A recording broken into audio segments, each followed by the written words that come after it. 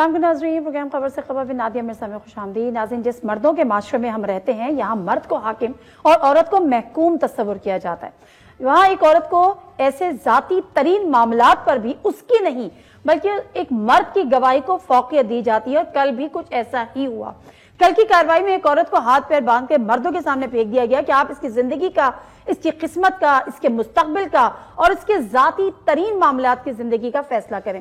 دوسری طرف ہمارے کلچر کی جو فیملی ویلیوز ہیں ان کو بھی مکمل طور پر داؤ پہ لگا دیا گیا۔ جو باتیں کی گئی پھر فیصلے کا حصہ بنی باقاعدہ طور پہ اور ٹیلی ویژن اسکرین کی زینت بنی، وہ ہمارے معاشرے میں باپ بھائیوں کے سامنے بھی نہیں کی جاتی۔ اور تیسرا پہلو ایک وہ بھی ہے کہ وہ خواتین جو اس قسم کے بیہودہ الزامات کا سامنا کر رہی ہیں، ان کیسز کا سامنا کر رہی ہیں یا اپنے حق کے لیے لڑ رہی ہیں، ان کے کیسز کو کمزور کر دیا گیا۔ معذرت کے ساتھ جو تحریری فیصلہ کم از کم میں نے دیکھا ہے اور میں نے پڑھا ہے، جو سامنے آیا ہے، وہ کسی جج کا لکھا ہوا لگ ہی نہیں رہا، بلکہ لگ یہ رہا ہے کہ خاور مانیکا کا تحریر کردہ ہے، کیونکہ خاور مانیکا نے جتنے تمام الزامات لگائے تھے ایک پروگرام میں بیٹھ کر، وہ منوعاً تسلیم، نہ صرف تسلیم کر لیے گئے ہیں بلکہ اس کو فیصلے کا حصہ بھی بنا دیا گیا ہے، اور بشرا بی بی کی گواہی کو یکسر مکمل طور پر مسترد کر دیا گیا ہے۔ اس کی وجوہات کیا ہے اور اس کا امپیکٹ آنے والے دنوں میں کیا ہوگا؟ کیا یہ معاملہ یہاں رکے گا یا ابھی یہ آغاز ہے؟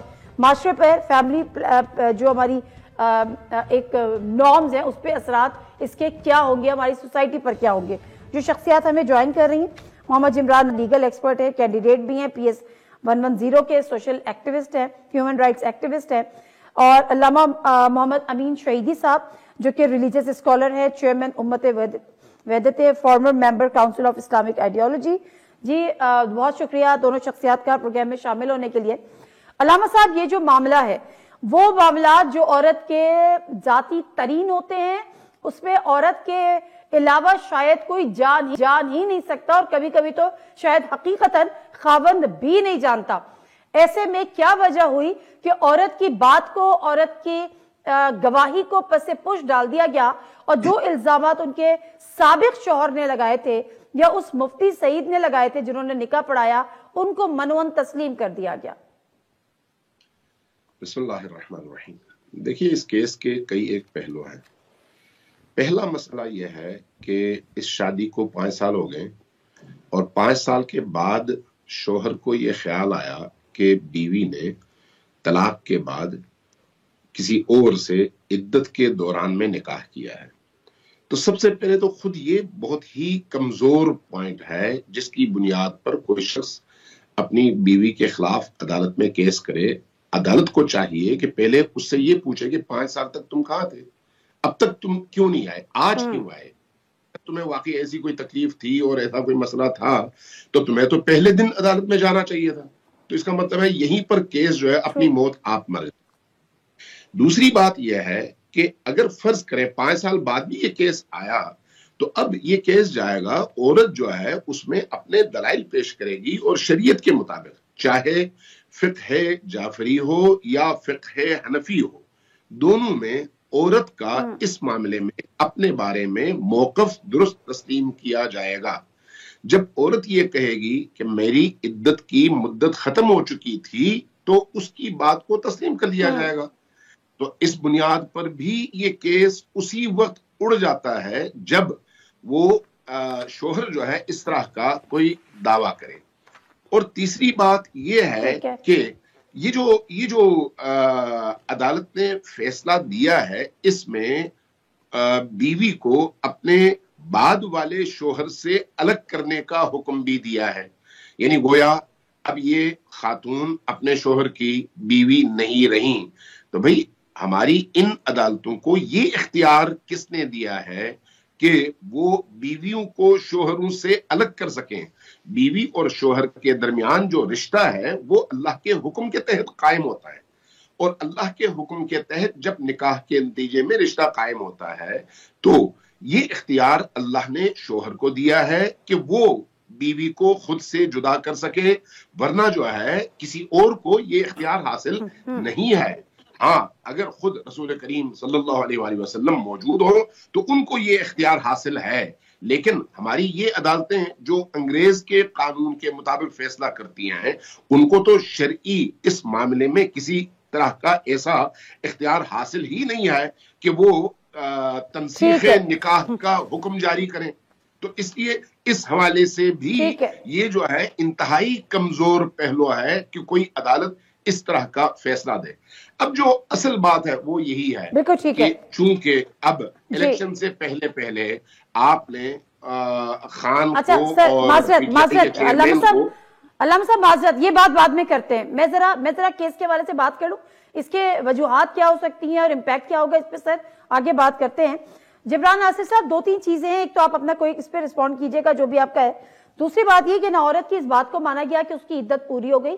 عورت اور مرد دونوں کہہ رہے ہیں، یا میاں بیوی کہہ رہے ہیں کہ ہم نے فیبرری میں نکاح نہیں کیا، لیکن عدالت بضد ہے چونکہ مفتی سعید کہہ رہے ہیں کہ فیبرری میں دوبارہ نکاح ہوا، یہ کچھ گواہان کہہ رہے ہیں. تیسری بات یہ کہ جو 31 جنوری اسلام آباد ہائی کورٹ کا فیصلہ ہے جس میں عدالت نے کہا کہ خاور مانیکا کا، جس میں جو آنریبل سپریم کورٹ کا فیصلہ ہے جس میں اللہ داد اور مختار کا جنہوں نے 39 ڈیز والی بات کی اس کو بھی تسلیم نہیں کیا گیا. کیا وجوہات ہو سکتی ہیں اس کی آپ کی نظر میں؟ دیکھیے، ہم نے بہت محنت کر کے، اس ملک کی خواتین نے بہت جد و جہد کر کے 2006 کے اندر پروٹیکشن آف ویمن ایکٹ لے کے آئی تھی، جس کے تحت حدود آرڈیننس میں جو زنا کے قوانین تھے ان کو ریپیل کر دیا گیا تھا. کیونکہ پہلے اس طرح کے کیسز کیے جاتے تھے اور فورنیکیشن کی ایلیگیشن لگائی جاتی تھی. انفارچونیٹلی اس کیس میں بھی 496A لگایا گیا تھا جو کہ بعد میں اسلام آباد ہائی کورٹ نے واپس لیا.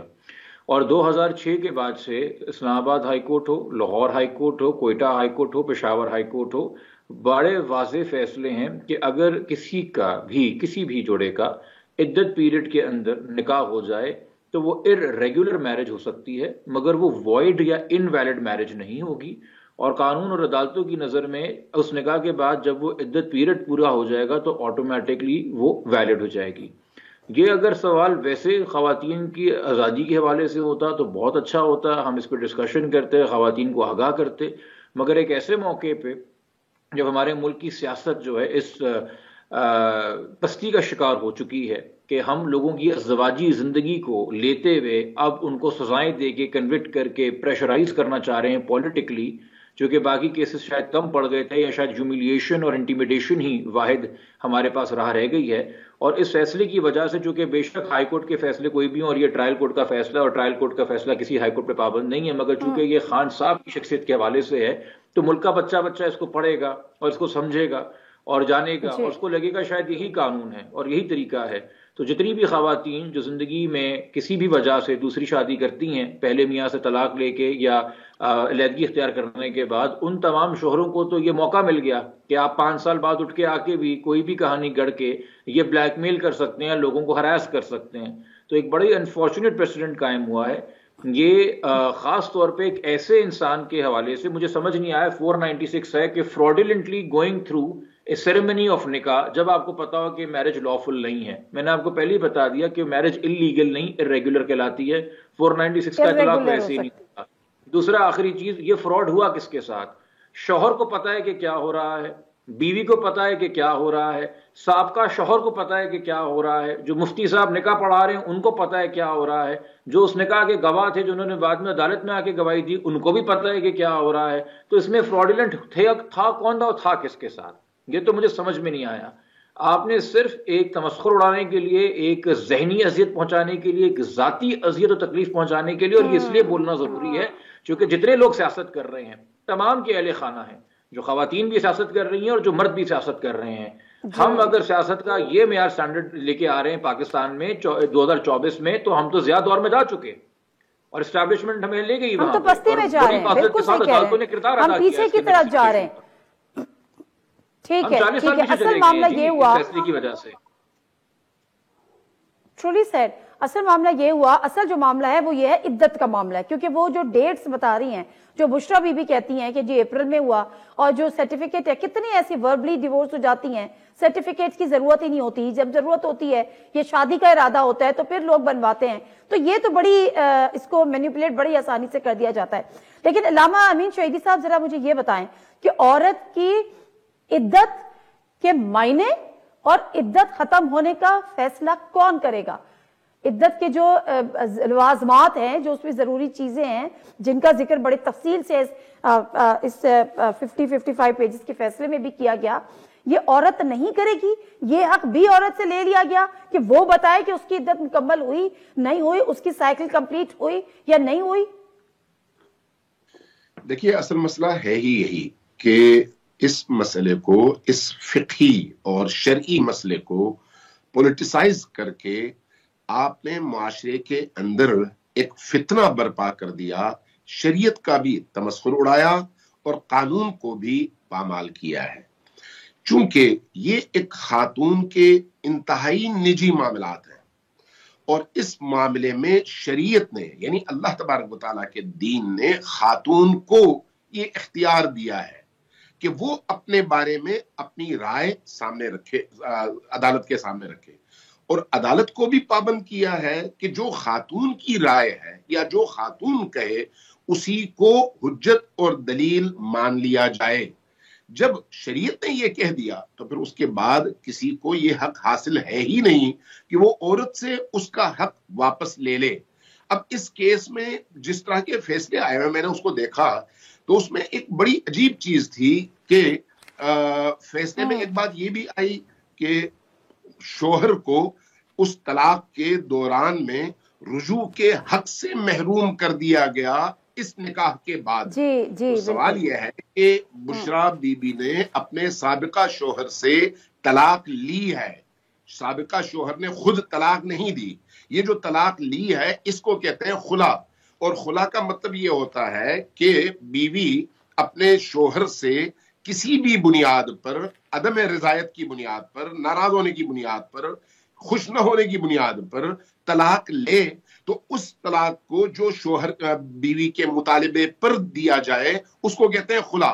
اور اس خلا میں شوہر، وہ سابقہ شوہر، اس عدت کے دوران اپنی بیوی کی طرف رجوع بھی نہیں کر سکتا، چونکہ اب اس کے ہاتھ سے معاملہ نکل گیا ہے، یہ اختیار صرف اور صرف بیوی کو حاصل ہے، جبکہ عدالت کے فیصلے میں اس نقطے کو بھی سامنے نہیں رکھا گیا، اس کو طلاق شوہر کی طرف سے قرار دے دیا گیا، جبکہ یہاں پر تو معاملہ بالکل برعکس ہے۔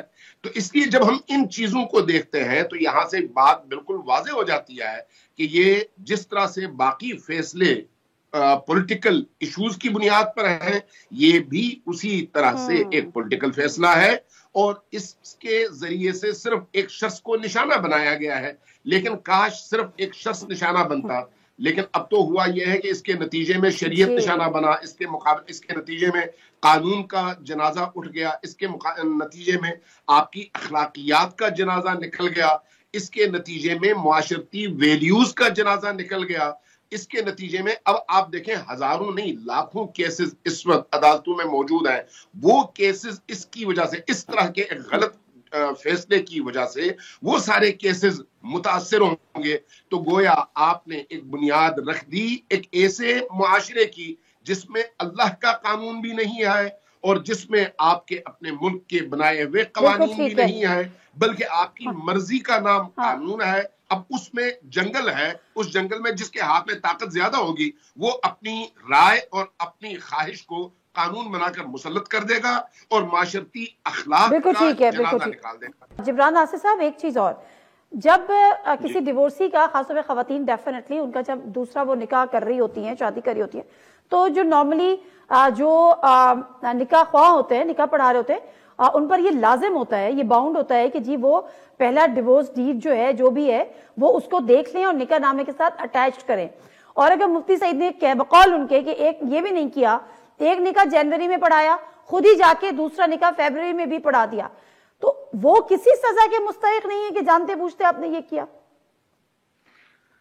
دیکھیے نادیہ، اس وقت ان ٹیکنیکلٹیز میں جانے کے بجائے، چونکہ یہ میرے لیے ذاتی طور پہ تکلیف دہ ہے کہ ہم کسی سیاستدان کی چاہتے نہ چاہتے ہوئے ازدواجی زندگی کا پہلو ڈسکس کر رہے ہیں۔ وہ سابق وزیر اعظم اور خاتون محترمہ جو ہیں پاکستان کی فرسٹ لیڈی کہلائی ہیں، پورے اسٹیٹ پروٹوکول کے ساتھ۔ مجھے یہ بات سمجھ میں نہیں آتی کہ اس ملک کے ادارے چاہتے کیا ہے پاکستان کی عوام کے حوالے سے۔ جب وہ چاہتے ہیں تو کسی انسان کو وہ دیدہ ور بنا دیتے ہیں جس کے لیے ہزاروں سال جو ہے نرگس رو رہی تھی، اور وہی چمن میں پیدا ہوا ہے اور وہی شہزادہ ہے اور وہی رائے نجات ہے، اور جب وہ چاہتے ہیں تو وہ ایک ہر حد پار کر دیتے ہیں. کیا اخلاقی قدریں ہیں، کیا سماجی قدریں ہیں، کیا ہماری روایات ہیں، کیا ہمارا لحاظ ہے، اور کیا عورت کی اپنی آزادی اور خود مختاری کے حوالے سے جد و جہد اس ملک کی تاریخ میں ہے. اور وہ تمام تر چیزیں جو ہے پس پردہ پشت رکھ کے، اس کو چاک کر کے، اس کو وائلیٹ کر کے، ایک اتنی انٹیمیٹ اسپیس کے اندر جا کے آپ کو یہ ایلیگیشن ریز کر رہے ہیں. اور مجھے بتائیے کہ اس کا ابیوز آف پبلک آفس سے کیا لینا دینا ہے؟ کیا یہاں پہ کوئی ایلیگیشن اسالٹ کا تھا؟ کیا یہاں پہ ایلیگیشن کوئی وائلنس کا تھا؟ دو کنسنٹنگ اڈلٹس ہیں، انہوں نے جو بھی سیریمنی کی وہ نکاح ہی کہلاتا ہے اسلام کے اندر، وہ کوئی پروہیبٹڈ پیریڈ نہیں تھا. آپ کوئی ایسا نکاح نہیں کر رہے جو اسلام کے اندر حرام کہلاتا ہے. میں نے آپ سے پہلے کہا عدالتیں اس کو irregular کہتی ہیں، void نہیں کہتی. وہ پیریڈ لیپس ہونے کے اوپر آلریڈی ریگولرائز ہو جاتا ہے. This was a standard thing. آپ نے صرف اس چیز کو کیس کے اندر لا کے خاور مانیکا جیسا انسان جو 3-4 سال ایک سٹیٹ پروٹوکول وزارتوں کے لیول کے مزے لوٹتا رہا اس دور میں جب خان صاحب کی حکومت تھی اور ان کی باقی فیملی بھی کرتی رہی. اس وقت کس کے کہنے پہ یا خود کے کہنے پہ یا ذاتی کسی ضرورت کی وجہ سے جو یہ کیس آ کے ہائی لائٹ کیا اور جیسے کیا آپ نے یہ فیصلہ دے کے بھی جو آپ کرنا چاہتے تھے، خان صاحب کی عزت اچھالنا، خان صاحب کو اور ان کی بیگم کو جو ہے وہ بدنام کرنا یا کنٹروورشل کرنا، مگر دراصل عزت اچھالی گئی ہے پوری دنیا کے اندر پاکستان کے عدالتی نظام کی. اور اس چیز کا میرے خیال میں تھوڑا دکھ اور تکلیف اور درد تو میں ایکسپیکٹ کرتا ہوں ملک کے چیف جسٹس کو ہوگا، کیونکہ اگر نہیں ہے تو پھر ہم سارے کل پڑھ لیتے ہیں عدالتی نظام کے اوپر. اگر اس فیصلے کے آنے کے بعد پوری دنیا تذکرہ کر رہی ہے پاکستان کے اوپر، تو میرے خیال میں مجھے لگتا ہے کہ میرے چیف جسٹس کو تھوڑا افسوس ہونا چاہیے کہ ان کے ہوتے ہوئے یہ عدالتی نظیر قائم ہوئی ہے جو کہ نہیں ہونی چاہیے تھی، اور عدالتوں کا اس طریقے سے اس کام میں اہلکار نہیں بننا چاہیے تھا. میں یاد دلاتی چلوں، اور عدالتی نظام کا جو رینکنگ میں ورلڈ رینکنگ میں 139 نمبر ہے، ایسی تو نہیں ہے نا سر. اچھا، خاور مانیکا کا آپ نے ذکر کیا کہ انہوں نے جو باتیں کی اور جو اس فیصلے کو اگر کوئی پڑھے ڈیٹیل تو جو الزامات خاور مانیکا نے لگائے تھے ایگزیکٹلی وہ اس فیصلے کا حصہ ہے. پورا کے پورا اسکرپٹ لگ رہا ہے. خاور مانیکا کچھ سال پہلے کیا کہہ رہے تھے 2018 میں؟ ذرا چھوٹا سا کلپ ہے، سن لیجئے گا. میں یہ بات بڑا کلیئر کرنا چاہتا ہوں آپ لوگوں کو کہ میری سابقہ اہلیہ بشرا بی بی، میں صرف بڑے کلیئرلی اور اللہ تعالیٰ کو حاضر ناظر جان کے کہتا ہوں کہ دنیا کی اس سے پاک بی بی میں نے نہیں دیکھی، دنیا کی پاک ترین بی بی ہے. اور ایسی خاتون کے بارے میں اس طرح کی باتیں، اور پھر عمران خان کا جو ہمارے اسپریچول گھر کا ایک بشرت خانہ سمجھتا ہے ان کے بارے میں ایسی باتیں سن کے مجھے نہایت دکھ ہو رہا ہے، کیونکہ اس جیسا بھلا آدمی میں نے نہیں دیکھا. اللہ تعالیٰ کی ذات اسے صحت تندرستی سلامتی دے اور عزتیں دے. جی علامہ صاحب، پہلے بھی اللہ کو حاضر و ناظر جان کے یہ انہوں نے بیان جو ہے وہ ریکارڈ کرایا، اور ڈیفینیٹلی جب عدالت میں بھی بیانات دیتے ہیں تو اس کے بعد دوبارہ سے اللہ کو حاضر و ناظر جان کر وہ بیان دیا جاتا ہے. کس پر یقین کریں اور کیا پھر اس کی سزا بنتی ہے؟ دیکھیں، انہوں نے ابھی جو گفتگو آپ نے سنائی ہے ان کی، تو اس میں انہوں نے جو گفتگو کی ہے وہ تب کی ہے جب یہ طلاق دے چکے تھے. چونکہ انہوں نے جو لفظ استعمال کیا وہ یہ ہے میری سابقہ بیوی. تو جب یہ جملے ادا کر رہے تھے تو کیا اس وقت ان کو یہ خیال نہیں تھا کہ ان کی سابقہ بیوی جو دنیا کی پاکیزہ ترین بیوی ہے، تو انہوں نے اتنا گناؤنا جرم انجام دیا ہے اور ان کو اس کا احساس تک نہیں تھا؟ اور جب ان پر پریشر پڑا یا پھر جو بھی ان کے مسائل بنے تو اس کے بعد پھر ان کو یہ خیال آیا کہ سابقہ اس پاک باز ترین بیوی نے اتنا بڑا گناؤنا جرم انجام دیا ہے. تو اب عدالت کا یہ بھی تو ایک امتحان ہے نا کہ وہ یہ دیکھے کہ بھئی پہلے یہی صاحب اپنی سابقہ بیوی کے حوالے سے یہ بات کر چکے ہیں، اور یہ تب کی بات ہے جب انہوں نے بالکل صحیح ہے. اور اسی طرح مفتی سعید صاحب کا بھی ایک بیان عدالت میں چلایا گیا تھی. اور اب 4 سال گزرنے کے بعد اس واقعے کے بھی تب آ کر آپ کا یہ پینترا بدلتا ہے اور آپ اس طرح کا موقف اختیار کرتے ہیں. تو عدالت کا خود یہ ایک امتحان ہے کہ کیا آپ واقعی عدالت کی کرسی پر عدالت کا اور ہمارے نظام کا یا پھر ظلم بالکل درست ہے، زیادتی کر رہے ہیں یا پھر بالکل صحیح ہے. بہت شکریہ. یہ خود عدالت کا امتحان ہے. بالکل صحیح ہے، بالکل عدالت کا امتحان ہے، ہمارے عدالتی نظام کا امتحان ہے. بہت شکریہ علامہ امین شہیدی صاحب آپ کا بھی، ناصر صاحب آپ کا بھی. لیکن بہرحال یہ ایک انتہائی بیہودہ قسم کی جو بھی کچھ ہوا ایپیسوڈ، اس کی بنیاد رکھ دی گئی ہے. اس کے نتائج کتنے دور رس ہوں گے یہ آنے والا وقت بتائے گا. لیکن بہرحال آپ نے ان فیملی ویلیوز کو جھنجھوڑ کے رکھ دیا جو شاید ایک واحد ہمارا ایک اثاثہ باقی رہ گئی تھی. مختصر سا بریک سے واپس آئیں گے. ذرا الیکشن کی سیاست پر، سیاسی گہما گہمی پر، الزامات پر، بیانات پر بھی گفتگو کریں گے، اور عارف حمید بھٹی صاحب اور محسن بیگ صاحب ہمارے ساتھ ہوں گے.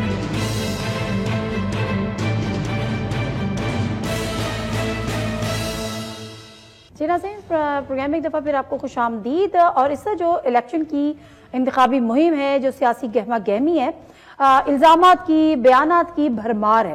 لیکن کچھ بیانات سن کر سمجھ میں نہیں آتا کہ اس کو سیاسی مجبوری کا نام دیا جائے یا سیاسی منافقت کا نام دیا جائے. مثال کے طور پر آج شہباز شریف صاحب جس سے پریس کانفرنس کر رہے تھے، ایک چھوٹا سا کلپ ہے، پہلے وہ سن لیتے ہیں پھر مزید بات کرتے ہیں. اور پھر آپ نے دیکھا کہ جب 2018 میں بدترین دھاندلی کے ذریعے اور جادو منتر کے ذریعے جو حکومت آئی، پٹکے پہنا کر جب ان کو جہازوں میں لاد کر بنی گالا میں لے جایا گیا اور حکومت مارج وجود میں آئی. کل کراچی میں ٹھاٹھے مارتبہ سمندر پانی میں جس طرح تباہی کا منظر پیش کر رہا تھا، مائیں بہنیں اپنے گھٹنے گھٹنے پانی میں گزر رہی تھیں، گاڑیاں پھنسی ہوئی تھیں. اب مجھے بتائیں کہ میرے مہربان جو مناظرے کی بات کرتے تھے، میں کہتا تھا کہ مناظرہ ہو جائے گا، موازنہ کر لیں. کل موازنہ ہوا کہ نہیں ہوا؟ معاملہ یہ نہیں ہے کہ جہاز میں لایا کیا، معاملہ شاید یہ بھی نہیں ہے کہ جہاز میں اور پھر کس طرح سے پٹکے پہنائے گئے. معاملہ یہ ہے کہ کون لے کر آیا. جو لے کر آیا اگر وہ 2018 میں غلط تھا تو وہ 2024 میں کیسے صحیح ہو گیا. وہی استحکام پاکستان پارٹی جس کو اب جہانگیر ترین جن کی طرف اشارہ ہے کہ وہ جہاز میں لوگوں کو بھر بھر کے لے کر آئے، پٹکے پہنائے، آج وہ استحکام پارٹی کے سربراہ ہیں اور آج وہ ان کے اتحادی ہیں. اس بات کا اعتراف یا اس بات کا ذکر کوئی اور نہیں کر رہا، خود جہانگیر ترین صاحب کر رہے ہیں. وہ بھی سن لیتے ہیں. انشاءاللہ حکومت بنے گی، انشاءاللہ تعالیٰ میاں نواز شریف صاحب جو ہیں وہ ہمارے لیڈر ہوں گے اور میں ان کے ساتھ کام کرنے میں بڑا خوش ہوں گا. یہ معاملات اور کچھ دیگر معاملات میں دو ووٹس ہیں، یا تو ایک اینٹی پی ٹی آئی ووٹ ہے یا پرو پی ٹی آئی ووٹ ہے. لیکن تمام حربے اور تمام کیسز اور تمام چیزوں کے بعد جو کچھ چیزیں سامنے آئی ہیں، جتنی سزائیں ملی ہیں، جتنے الزامات ثابت ہو سکے ہیں، کیا ان کے ووٹر کو بدل کر سکے ہیں؟ کیا ووٹ بینک پی ٹی آئی کا کم ہوا ہے یا ووٹ بینک بڑا ہے؟ اس پہ بھی ذرا گفتگو کریں گے. جو ہمارے ساتھ سینئر پینلسٹ آنریبل گیسٹ ہمارے ساتھ موجود ہیں، محسن بیگ صاحب جو کہ سینئر پولیٹیکل اینالسٹ ہیں، editor in chief online international news network. Arif Hamid Bhatti sahab senior investigative journalist, senior analyst, columnist. Arif Hamid Bhatti sahab بہت بہت شکریہ دونوں مہمانوں کا پروگرام میں شامل ہونے کے لیے. عارف حمید بھٹی صاحب ذرا بات کا آغاز آپ سے کر لیتی ہوں اس بات کو لے کر کہ ابھی جو شہباز شریف صاحب کہہ رہے تھے ان کا حق ہے وہ غلط قرار دیں 2018 میں جو کچھ ہوا، لیکن اگر جو کچھ ہوا وہ غلط تھا، جہاز بھر بھر کے لانا بھی غلط تھا، پٹکے پہنانا بھی غلط تھا، تو جو لے کر آیا وہ صحیح کیسے ہو گیا اور وہ آج اتحادی کیسے ہو گیا؟ بسم اللہ الرحمن الرحیم. نادیہ، شرم، حیا، عزت یہ بازار سے نہیں بکتی، انسان کے کرداروں سے آتی ہے. منشیات فروش بھی پیسہ بنا لیتا ہے اور بھی قبضہ گروپ بھی بنا لیتا ہے. میں نے مان لیا 2018 کا ان کے بقول خلائی مخلوق تھی، فراڈ تھا، تو 2022 اسی اسمبلی کے تو وہ وزیر اعظم رہے ہیں، تو یہ تو خود اس فراڈ کا حصہ تھا. اس کا مطلب ہے بینیفیشری اس فراڈ کا جو 18 میں ہوا. مجھے بتایا نا 24 کو تو چھوڑ ہی دے، 24 کو تو 23 پاکستان کی صحافت کا، سیاست کا ایسا بدنما داغ ہے کہ اسے صدیاں نکل جائے گی صاف کرتے ہوئے. 18 بقول ان کے کہ بدترین تھا، خلائی مخلوق تھی، ان کا مقابلہ نہیں تھا، اسی اسمبلی کے یہ وزیر اعظم رہے. تو یہ کیوں بدنما داغ انہوں نے اپنے منہ پہ لگایا؟ مجھے یہ بتا دے نا، مجھے اس کا ہی جواب دے دے. اگر 18 تھا تو 2022 اسی اسمبلی میں انہوں نے عدم اعتماد لیا اور اسی جو الیکٹڈ ایم این اے تھے انہوں نے انہیں ووٹ دیا. وہ بھائی تمہیں کوئی شرم آتی ہے؟ وہ خدا کا نام ہے یار، کوئی شرم کرو، کوئی حیا کرو اس ملک میں. ووٹ کو عزت دو، ووٹ کو جو ووٹر کو جو اب تم ذلیل کر رہے ہو. دنیا کی ایک مثال بتا دیں 1976 میں کہ 76 سالوں کے بعد جو بھی الیکشن ہوئے دھاندلی والے نے الزام لگایا اور دھاندلیاں ہوتی بھی ہیں، لیکن اس دفعہ جو ہوا ہے کہ آپ کو تو ٹی وی پہ میسج آتا ہے فلاں اینالسٹ کو لو، فلاں لو، فلاں لو. پوری پارٹی کو آپ نے الیکشن سے پہلے پابندی لگا دی. 173 انٹرا پارٹی الیکشن تھی. اس پہ بات کریں گے بھٹی صاحب، معذرت اس پہ ذرا آگے بات کریں گے. پہلے ذرا اس سبجیکٹ پہ میں محسن بیگ صاحب کی رائے لے لوں. محسن بیگ صاحب کیا اس پہ آپ کیا کامنٹ کریں گے؟ کیا سیاسی اخلاقیات کا جو درس دیا جاتا ہے وہ درس صرف کتابوں تک محدود ہے، یا آپ اس کو سمجھتے ہیں کہ غلط ہے، صحیح ہے، جو 18 میں غلط تھا وہ 24 میں درست ہے، یا اگر 18 میں درست تھا تو پھر وہ 24 میں غلط ہے؟ معاملہ کیا ہے؟ بہت شکریہ جی. بیسیکلی میں تو آپ کے کویسچن سے ہی مطمئن نہیں تھا. اخلاقیات کا درس جو ہے وہ واقعی کتابوں میں ہے یا زبانی بولنے میں ہے. جب باری آتی ہے اخلاقیات دکھانے کی تو سب کا یہی حالات ہے. اور جو بات ہے جو آپ جہانگیر ترین صاحب کا حوالہ دے رہے ہیں، نہ اس وقت وہ بندے گھیر کے لائے تھے، ان کی ٹرانسپورٹ اور فیس ان کا تھا، لانے اور بھجوانے والے کوئی اور تھے، آج بھی وہی ہیں. اور یہ جس آپ کہہ رہے ہیں کہ اپوننٹس کس قسم کی باتیں کرتے ہیں، تو نیچرلی الیکشن ہے. آپ دیکھ لیجئے ایک دوسرے کے خلاف جو بہتان بازی ہے یا جس قسم کا کریکٹر اسیسینیشنز چل رہی ہیں تقریروں میں، یہ ہوتا ہے. اب رہ کی بات کہ آیا ہمیں کوئی ہائی مورل گراؤنڈ، تو وہ تو ہمارے میرے خیال میں معاشرے میں رہ نہیں گئی کہ ہم کہیں کہ جی ہم اصول پہ ہیں اور اگلا بے اصولی کر رہا ہے. سب ایک جیسے ہیں. تو پالیٹکس ہے، اور پالیٹکس ہمارے ہاں اس قسم کی ہو چکی ہوئی ہے کہ اس میں اخلاقیات یا آپ کے اصول پہ کوئی چلے. 16 مہینے بلاول صاحب نے بھی اسپیس نہیں بچتی. لیکن ایک اور چیز بیگ صاحب، آپ اس سوال کا بھی ذرا جواب دے دیجئے گا کہ جس طرح سے جہانگیر ترین صاحب ہر جلسے میں یہ بتاتے ہیں کہ جی نون لیگ کے ساتھ ہم اتحاد کریں گے، نون لیگ کے ساتھ مل کر ہم حکومت بنائیں گے، اور پھر وہ نواز شریف صاحب کو باقاعدہ لیڈر بھی تسلیم کرنے کا اعلان کر دیا. لیکن نون لیگ کھل کر یہ بات کہیں نہیں کر رہی کہ یہ ہمارے اہم اتحادی ہوں گے، یہ ہمارے ساتھ چلیں گے، ہم ان کے ساتھ حکومت بنائیں گے. ان کو کیا آر ہے آپ کی نظر میں؟ دیکھیے، ایک تو بڑی واضح سی چیز ہے کہ انہوں نے جہانگیر ترین صاحب اور ان کے کچھ اور رفقا کو سیٹ ایڈجسٹمنٹ کر کے ان کے مقابلے میں نون لیگ کا بندہ کھڑا ہی نہیں کیا. تو اس کے اٹس انڈرسٹوڈ کہ یہ الیکشن میں ان کے اتحادی ہیں، ورنہ تو نون لیگ اپنا ان کے مد مقابل کوئی نہ کوئی کینڈیڈیٹ کھڑا کرتی. اب جہانگیر ترین صاحب جو بھی کہہ رہے ہیں وہ بڑا کوئی اتنے آبویس چیز نہیں ہے، کیونکہ سب کو پتا ہے یہ seat adjustment vote of no confidence جب ہوا تھا تو ایک انڈرسٹینڈنگ پیدا ہوئی تھی بٹوین نون لیگ اینڈ جو پی ٹی آئی کے جو منحرف ارکان پارلیمنٹ میں تھے. ان کی سیٹ ایڈجسٹمنٹ کی بات پیپلز پارٹی سے بھی ہوئی تھی اور نون لیگ سے بھی ہوئی تھی. لیکن میرا خیال ہے کہ پیپلز پارٹی نے اس طریقے سے سیٹ ایڈجسٹمنٹ نہیں کی، کیونکہ یہ سارے لوگ میجورٹی جو تھی وہ پنجاب سے تھی. تو اس میں سے بھی میرے خیال میں 6-7 کو ایڈجسٹ کیا ہے، 10 ایم پی ایس کو ایڈجسٹ کیا ہے. تو یہ انڈرسٹوڈ ہے. اور آئی ڈونٹ نو، شاید انہوں نے نون لیگ نے ان کا ذکر نہ کیا، لیکن بڑا واضح ہے کہ اگر آپ کینڈیڈیٹ ہی نہیں کھڑا کرے اس کا مطلب آپ کا پولیٹیکل الائنس ہے. ایگزیکٹلی، سیٹ ایڈجسٹمنٹ ہو گئی ہے، الائنس ہے. ٹھیک ہے عارف حمید بھٹی صاحب، بالکل ٹھیک ہے. اور یہ اگر یہ انڈرسٹینڈنگ ہو گئی تھی تو اس انڈرسٹینڈنگ پہ کی بیس صرف یہ تھی کہ وہ تحریک عدم اعتماد معاملہ یا آگے بھی کچھ معاملات آپس میں طے ہوئے ہیں. مثال کے طور پہ فیاض الحسن چوہان صاحب جب میرے پروگرام میں تھے تو وہ کہہ رہے تھے کہ وفاق میں جو وزیر اعظم ہوگا وہ نون لیگ سے ہوگا، چاہے وہ میاں شہباز شریف ہو، نواز شریف صاحب ہو، لیکن جو سی ایم پنجاب ہوگا وہ استحکام پارٹی سے ہوگا. تو یہ انڈرسٹینڈنگ ہو گئی ہے ان کے درمیان، طے پا گیا ہے معاملہ؟ نادیہ، جب تک سادہ اور بیوقوف لوگ زندہ نہ ٹھگ بھوکے نہیں مر سکتے. فیاض الحسن چوہان کو تو میں ڈسکس بھی نہیں کرنا چاہتا. پہلے تو یہ بتایا استحکام پارٹی اور نون لیگ کا اتحاد ہوا یا گن پوائنٹ پہ کرایا گیا؟ Do you think? آپ بھی تو جرنلسٹ ہیں نا. چلو میں تو اتنا زیادہ باخبر صحافی نہیں ہوں، میں تو نالائق سا آدمی ہوں. ہوا یا کرایا گیا ہے؟ عدم اعتماد آئی تھی یا لائی گئی تھی؟ جس نے کروایا ہم ان کا نام ہی نہیں لے سکتے، ہم تینوں چپ کر جائیں گے. کڑوا سچ ہے.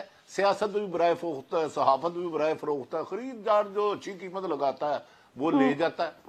مجھے بتائیں نا، زرداری صاحب، آصف علی زرداری صاحب کہتے تھے نواز شریف دھرتی کے ناسور ہیں، اگر میں نے ان کا ساتھ دیا تو مجھے اللہ بھی معاف نہیں کرے گا، بیچ میں اللہ کو لے آئے جس کو جو کل کائنات کا رب العالمین ہے۔ شہباز شریف کا پٹا ڈالا انہی کے ساتھ مل کے ملی، جہانگیر ترین اور نواز شریف عمران خان بالکل یوں تھے۔ اب ان کا اون چودھری، یار میں تو حیران ہوں نون لیگ کی پسماندگی کا، اللہ معاف کرے بدقسمتی سے اون چودھری کو میں بہت پرانا جانتا ہوں، وہ بھی لاہور کے رہنے والے، میں اس کے مقابلے میں کینڈیڈیٹ نہیں انہوں نے بٹھایا۔ اس کا پیچھے ہے کون آخر؟ پیچھے ہاتھ کس کا؟ جب تک یہ پچھلے ہاتھ پیچھے نہیں ہٹیں گے سیاست میں گند رہے گا۔ سیاست دان چاہتے ہیں کہ آپ یہ کہہ رہے ہیں کہ نون لیگ کا اتحاد جو ہے وہ گن پوائنٹ پہ کرایا گیا استحکام پارٹی سے؟ آف کورس، میں کیا کہہ رہا ہوں، مجھے بتا دینا یہ اون چودھری صاحب کون ہیں؟ اور دوسری بات، استحکام پارٹی کے وہ غالباً ممبر ہیں، مجھے جہاں تک پتا ہے، مجھے ایگزیکٹ نہیں پتا۔ محسن بیگ صاحب کو پتا ہوگا اون چودھری صاحب کون ہے، وہ زیادہ بہتر طریقے سے جانتے ہوں گے۔ نہیں، میں گارڈن ٹون سے جانتا ہوں اور بک شاپ سے، چھوڑو باقی رہنے دیں۔ اچھا چلیں ایک سیکنڈ محسن بیگ، ایک سیکنڈ بھٹی صاحب میں واپس ان کے پمفلٹ پہ، ان کے بینر پہ جہانگیر ترین کی تصویر نہیں ہے استحکام پارٹی کے صدر کی، نواز شریف صاحب کی تصویر ہے۔ اب مجھے بتا دے یہ کیسا اتحاد ہے کہ آپ اپنے لیڈر کو ہی آن نہیں کرتے؟ چلیں محسن بیگ صاحب ضرور کامنٹ کرنا چاہیں تو آپ کر دیجیے گا کہ اتحاد ہوا نہیں ہے، اتحاد کرایا گیا ہے، لیکن اس کے ساتھ ساتھ چلیں ذرا مختصر کامنٹ کر دیں، مجھے اگلا سوال آپ سے بڑا ضروری کرنا ہے۔ نادیہ، پاکستان کی جو ہسٹری ہے وہ کسی کو غلط فہمی ہو یا وہ جان بوجھ کے ریز کرنا چاہیے کوشچن، سب کو پتہ ہے پیچھے کون ہے، ایسا نہیں ہے۔ اور یہ جتنے بھی آج تک ہمارے لیڈر، سو کالڈ لیڈر اس وقت آپ کو نظر آ رہی ہیں، سارے کمپرومائزڈ ہیں، اور کمپرومائزڈ نہ ہو تو یہ حکومت میں نہیں آ سکتے۔ اور یہ جو اتحاد بنتے اور ٹوٹتے ہیں سب کو پتہ ہے کون کرتا ہے۔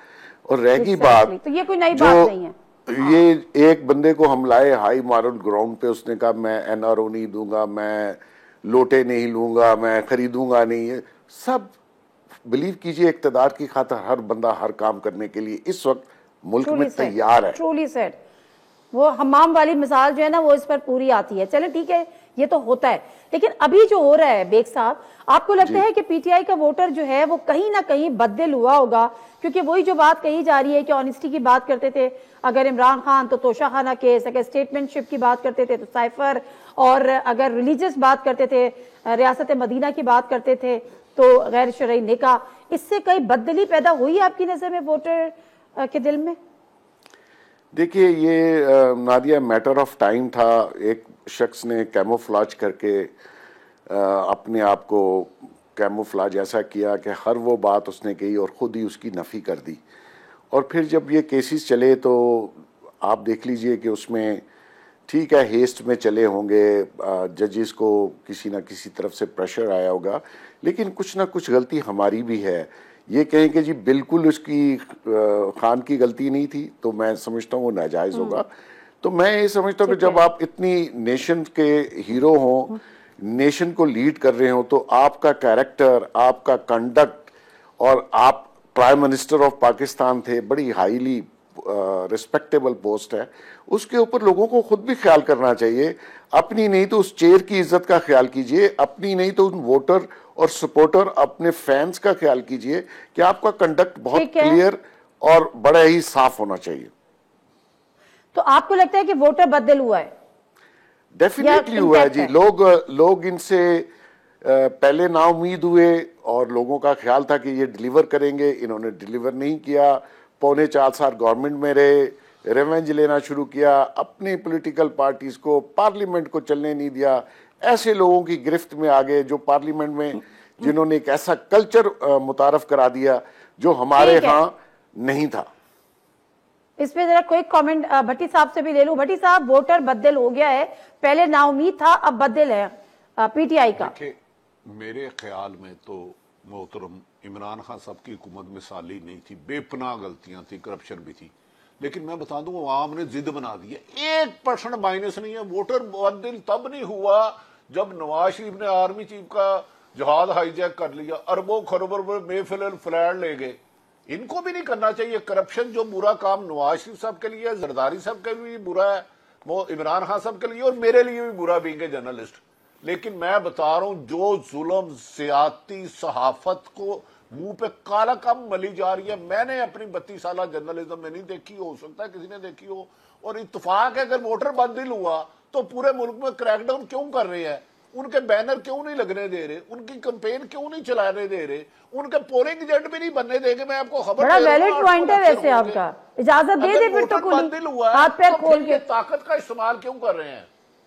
بیگ صاحب بات تو صحیح ہے نا, تو پھر اجازت کیوں نہیں مل رہی ہے؟ خود ہی اپنی موت آپ مر جائیں گے. آج بھی پنڈی میں اجازت نادیہ اجازت میں نے دینی ہے. میں نے ان کو کہا کہ بینر نہ لگنے دیں. کسی لیڈر نے کہا ان کے جن کے گریبان میں عمران خان نے 9 مئی کو ہاتھ ڈالا اور یہ ایک پولیٹیکل لیڈر انقلاب کی بات کر رہا تھا. انقلاب جب فیل ہوتا ہے نا تو لوگوں کی گردنیں جاتی ہیں. اس کو تو کچھ نہیں ہوا.